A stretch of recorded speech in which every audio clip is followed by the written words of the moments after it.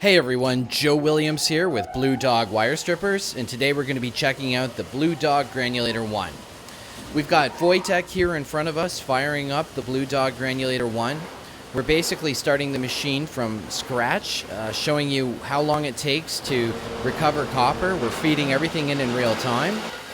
The BLUEDOG Granulator 1 can handle all different types of wire, from really thin like 018 all the way up to just under 3/4 of an inch. Right now, Wojtek's setting the vibrating table, making sure that it's coming out at the right speed. And you'll see the granulator breaks everything up into little granules. And right there, you just started seeing some of the copper coming out on the front end of the machine. We're continuing feeding more wire into the machine. When you first start everything up, you don't want to go too crazy. You want to make sure that the separation process is working the right way, that all the vacuum pressures are correct in the machine and the vibrations settings are correct. Right here, you can see that the wire we fed in is already breaking up into plastic granules on the vibrating table.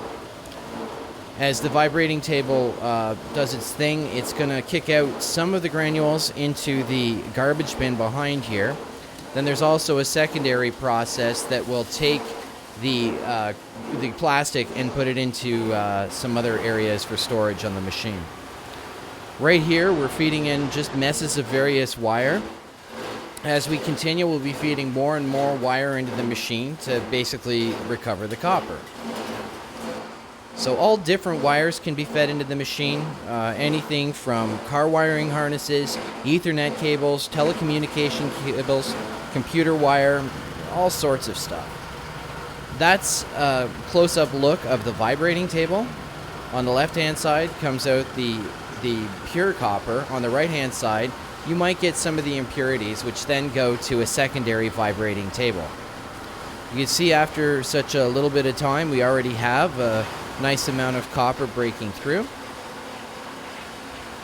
It's also important to note the machine has a rhythm to it. You don't want to overload the machine too much. It has to do its thing and granulate the wire to the right consistency, or you could push it too far that you're going to have too much coating in the machine and it won't separate things properly.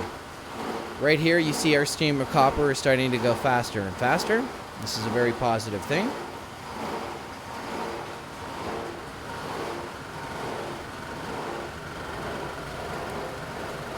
And right there, another view of the clean copper coming out of the vibrating tray.